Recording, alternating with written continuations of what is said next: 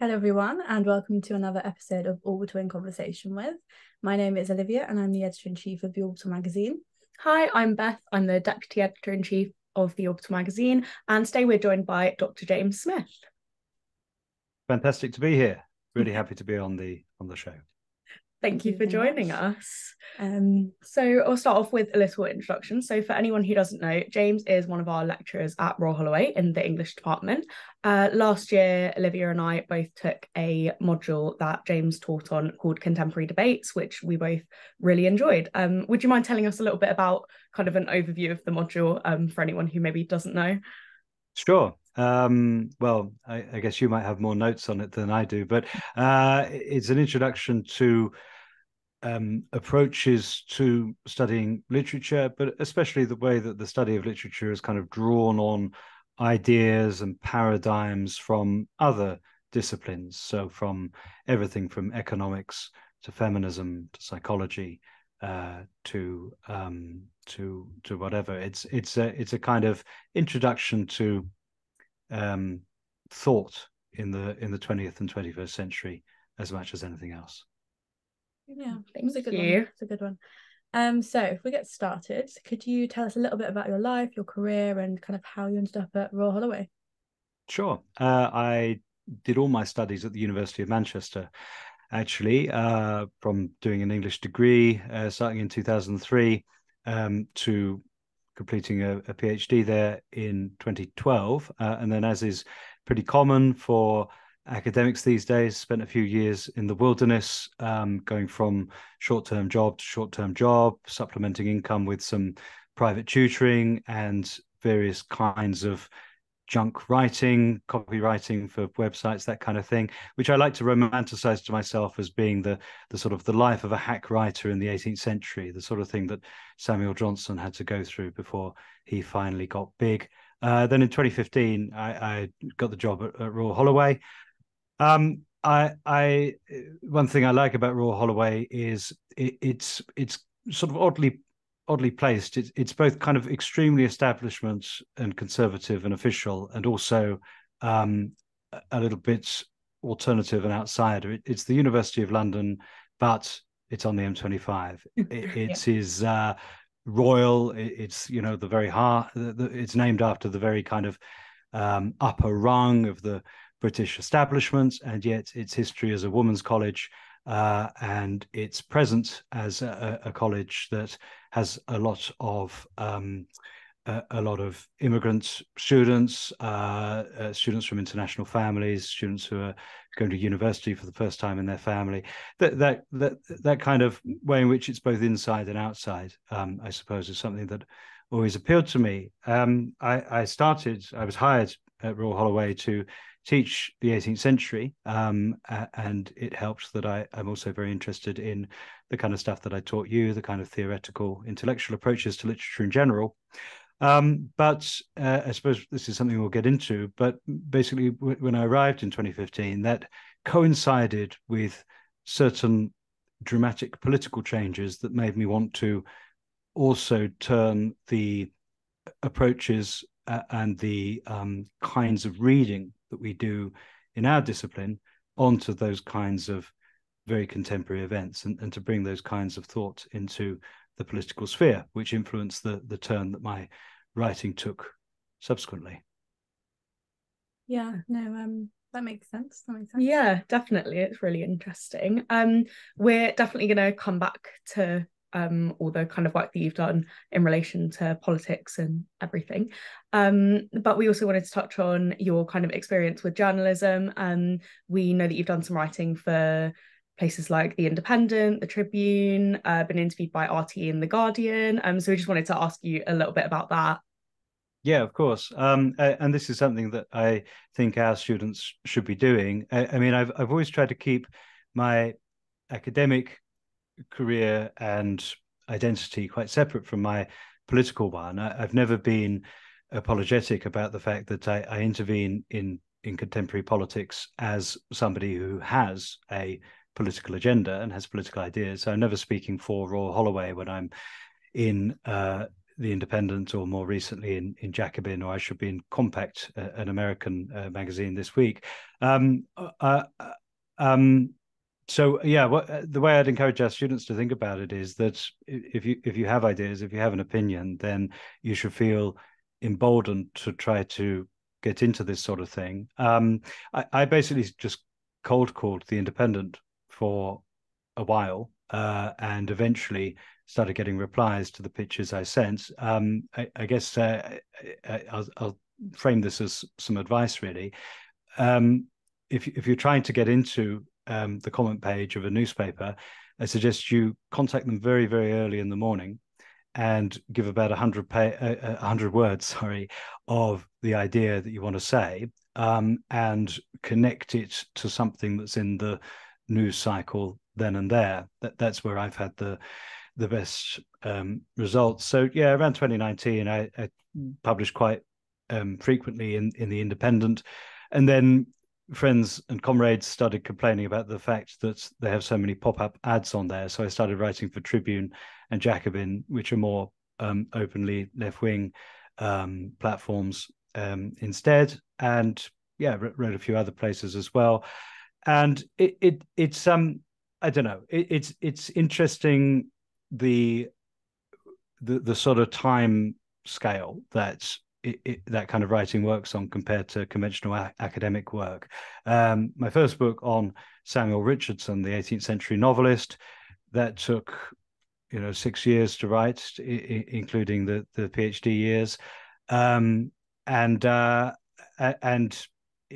its readership will be very, very gradually accrued over the coming decades. Whereas you write something for a newspaper or for the media or the political media, and you generally have to write it then and there in the day or even that morning.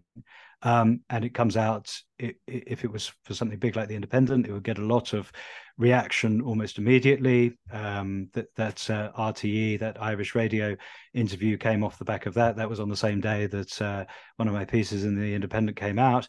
And the whole kind of the experience of writing it and it getting a reception happens instantaneously over the course of 24 hours, and then it's gone and you're on to the next thing. So it's an interesting kind of contrast with academic writing. It takes a bit of discipline to get back to the much slower business of academic writing after you've had that kind of endorphin hit of immediately being thrown out into arguing with people over what you said in a mainstream media piece. But both kinds of writing are satisfying in their own ways. Yeah, I definitely agree with what you say there. And I find we've just had a deadline for one of our print issues, and it's the first one we've done this year. And I think jumping from, being in the middle of academic essays and then having to think, I wanted to write like a news piece for this print issue. And I'm trying to think, okay, I want to write a good piece, but I don't want to write it in the same way I'd write an academic essay, because no one's going to want to read that. You need to read something that is, like you said, going to be read that morning, and then you're going to be on to the next thing. But you'll have found that it's good. It actually, the two discipline each other. You when you're used to, you guys as English students are used to reading, very deeply, reading a wide variety of styles, some of them, quite historically distant and therefore quite difficult to read. You're going to be bringing in a different sort of influence into your contemporary writing, your journalistic writing, than other people are. And it works in the other direction. I find my academic writing has been absolutely refined and improved by the discipline of having to work out how to say things in the most precise, clipped, accessible way for media writing. Yeah, no, that makes a lot of sense. I think that is a learning curve that a lot of us are having now, but you're right, they do work alongside each other really well. Anyway, talking about kind of the politics and how you find writing that, I think something we wanted to bring up was one book we really enjoyed last year for the contemporary debates module was Mark Fisher's Capitalist Realism, and something that upon a second read, because I admit I had to read it twice to kind of really get into it. Me too. But, upon a second read, I think I really enjoyed the references to kind of pop culture. And I remember sitting in those lectures, and obviously they were something you discussed a lot. Could you tell kind of the audience about those links and what you found between kind of politics and pop culture? Yeah, sure. I mean, Mark Fisher, who incidentally, I didn't know him myself. He died in 2017. But shortly after Capitalist Realism came out in 2009, I was involved in a collective called Everyday Analysis, which was founded by a guy called Alfie Baun, who by coincidence now works in our media department.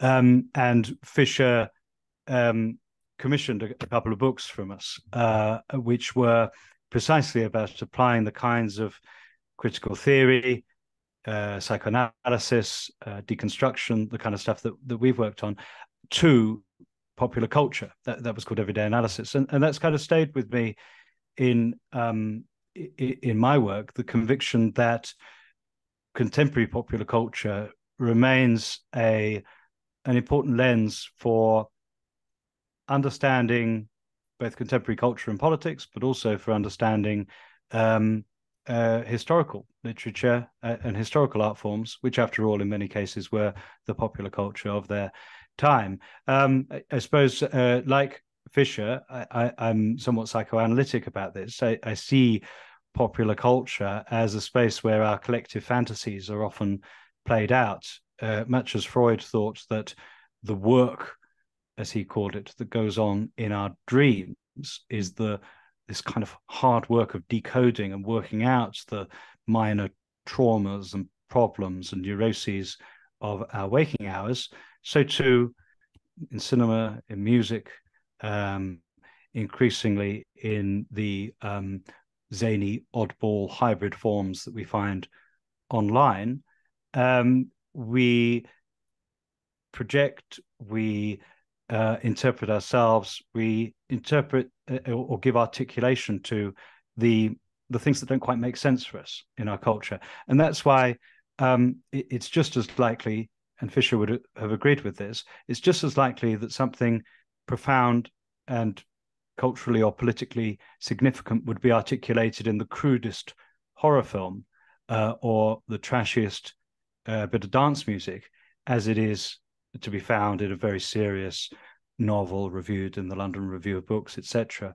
So, like Fisher, I'm something of a populist here, even though my day job is working on, very difficult 18th century poetry, etc. I also have the conviction that as important things get said, even accidentally or unconsciously, in popular culture.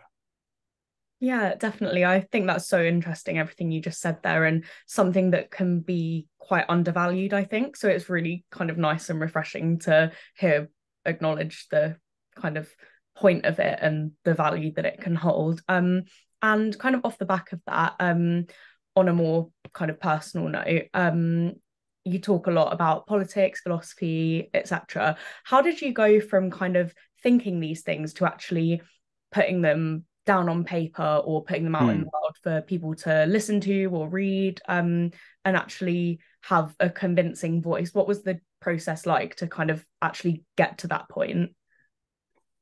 Well, I had basically resigned myself to be a harmless drudge of an academic, doing the modest job of finding out things about the 18th century, working out new ways of understanding how culture took form at this starting point of capitalist modernity. But then in 2015, again, this is me speaking not as a representative of Royal Holloway, but as a private citizen.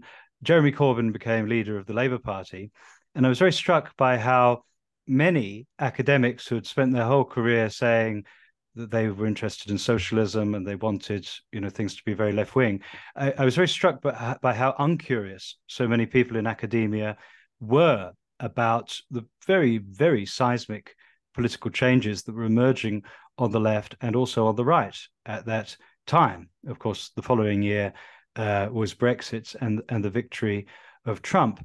So I was seeing a massive political polarization going on, and also some surprising ways in which parts of the left and parts of the right seem to be articulating the same dissatisfaction with the way society had been for a very long time. And I didn't really see that academics were, in general, rising to the challenge of interpreting it. And so I sort of put the 18th century on the peg for a bit, and decided, well, if no one else is really doing it, I'd better do this. So to some extent, kind of becoming a public writer and a political writer, as opposed to a mere scholar, I felt that was something that I came to out of a sense of responsibility in the first instance.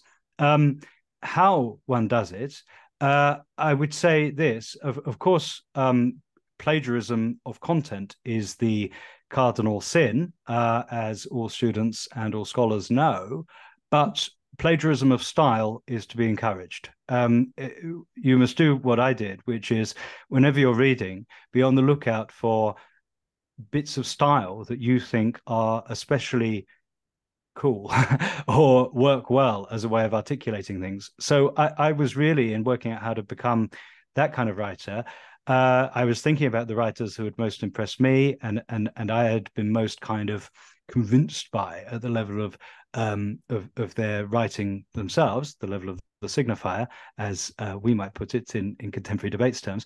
And so was sort of borrowing from that. I mean, I love how Perry Anderson writes in the New Left Review. I was going back to early people in our discipline like F.R. Leavis, with this very kind of brittle, brutal kind of way of writing. William Empson, who combined this sort of knowing,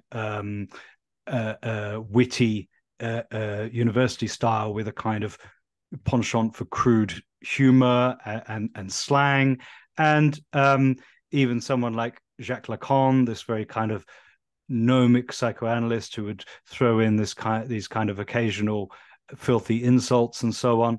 And yeah, just trying to sort of see other people's written style as enabling in that way. That's a really important part of becoming confident in becoming a writer.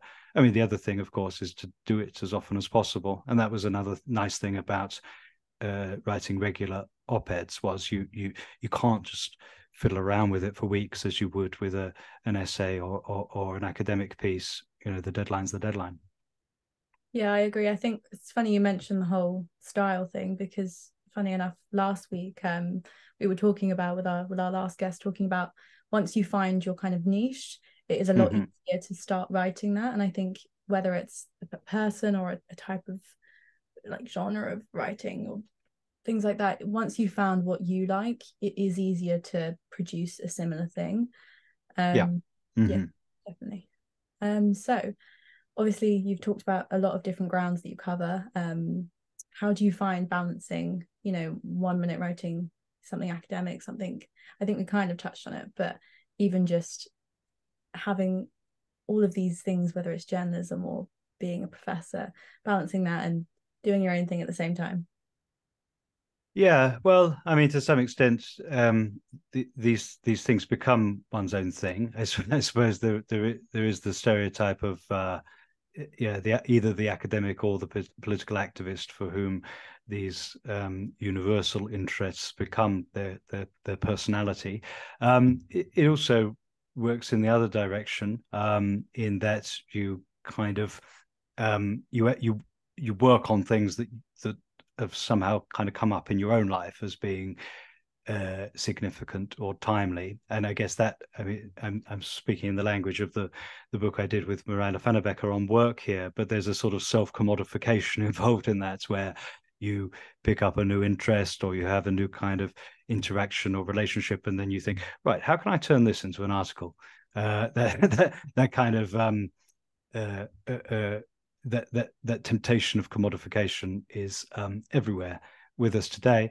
But I mean, if it's easy to think of this, and I framed it a little bit like this myself in telling my story, that you're either doing, historical, scholarly stuff, or you're doing relevant, popular, political work. But really, if we look at the most important kind of moments in the history of the political left, just to speak of that for a moment, the main people involved in those moments were always deeply invested in the past and in apparently non-essential cultural or historical questions quite as much as they were interested in the very urgent political dilemmas of the moment. If we just think of that, the New Left in the 50s and 60s, those the main kind of people involved there all had both very pressing contemporary political commitments and historical or cultural interests. I mean, Christopher Hill, the great Marxist historian, said that it was reading T.S. Eliot on the 17th century poets that made him want to understand 17th century politics and therefore 20th century politics. E.P. Thompson, who was the important scholar of working class culture, very involved in the anti-nuclear campaigns that were so much part of the New Left. His first book was on William Morris. His last book was on William Blake. So Trotsky himself managed to find time between the Russian Revolution and being murdered with an ice pick to write very important treatises on literature. So, in other words, actually, it's a marker of the health of a political moment or a moment in political thought or activism that it does find time for more apparently academic things. It's almost as if you only believe that you are able to create a better future through your politics if you have that kind of long-term imagination. If you see the very distant past and the struggles of the distant past and the way things played out in the distant past as relevant to how things are going to play out now. And I don't know, in a sense, being interested in the past is also a sort of generosity towards the future, that you believe that things have been very different in the past. You believe that things could be very different to how they are now again. So, yeah, in other words, once again, the two things should be feeding off each other. That's the healthiest way. Yeah, absolutely. Thank you. No, that was really interesting. Kind of switching gears a little bit, we can tell from your setup, which is definitely a lot better than ours, that you have some experience with podcasting. So we just wanted to ask you a little bit about that, see if you had any advice for us who are somewhat new to the concept. Absolutely. Okay. Well, this is the Blue Yeti microphone. If you want to add it to your Christmas lists, they are not. That's not a paid a paid feature. Although it should be. They should send me some. I use it enough.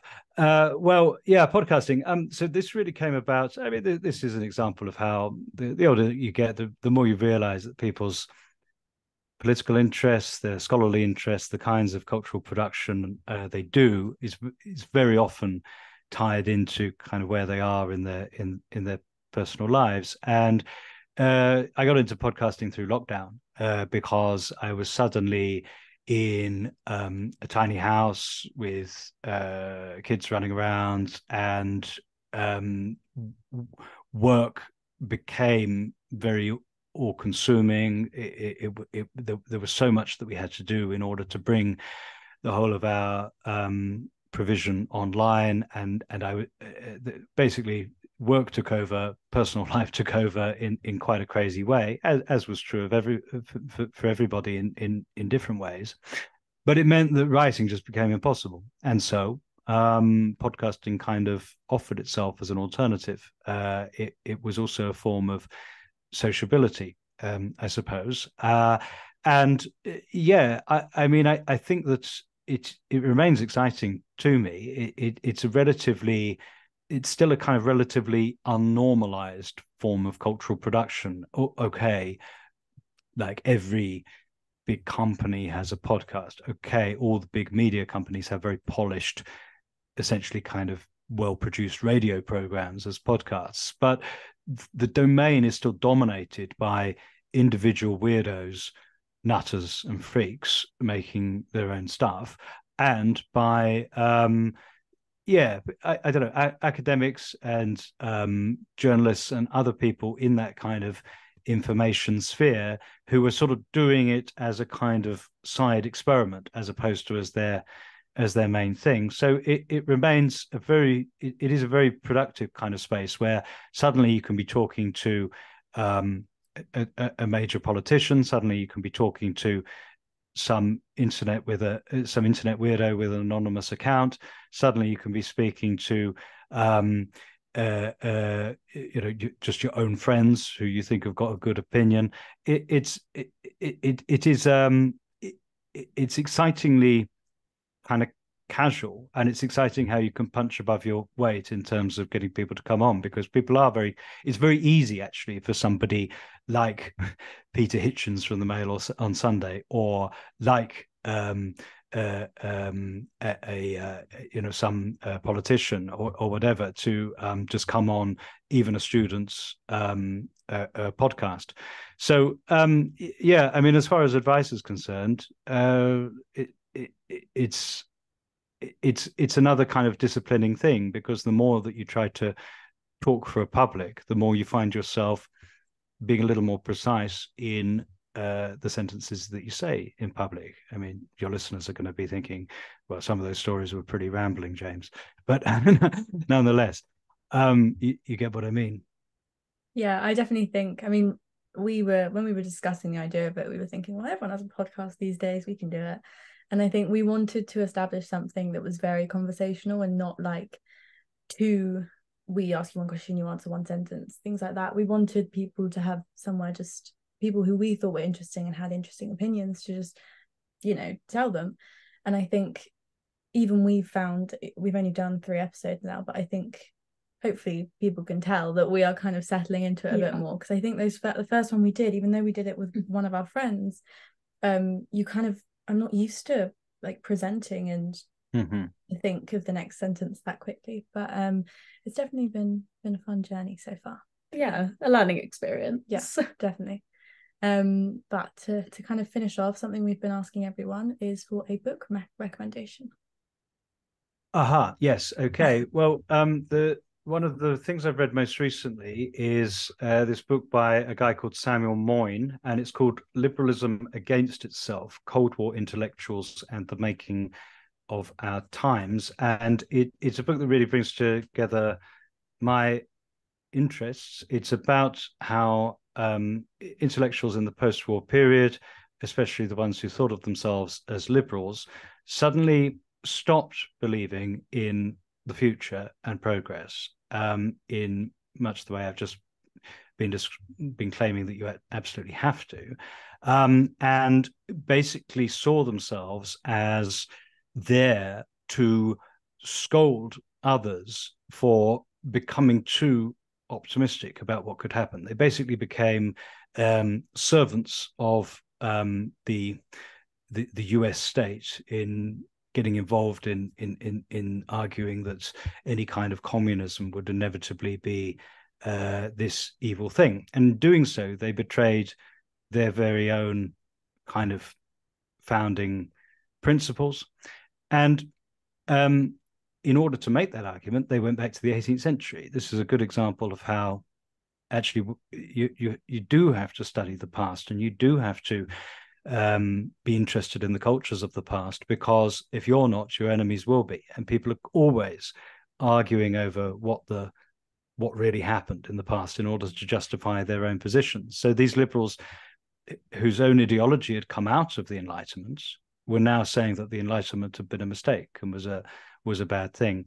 So, I mean, Moyn is a wonderful intellectual. He writes it in such an accessible way about very, very complicated things, and invites us to see these intellectual struggles of the past, the sort of source material in much earlier periods that they're analyzing, and to see the relevance of that to the political debates and dilemmas of our own time. I interviewed him a few weeks ago, actually, about the book.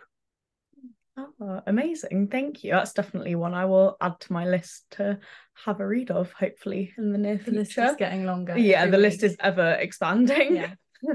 But anyway, thank you very much for joining us. It was very interesting to speak to you. And yeah. Absolute pleasure. Thanks for the invitation. I was flattered by it and enjoyed our conversation. Good. Thank you very much. Thank you.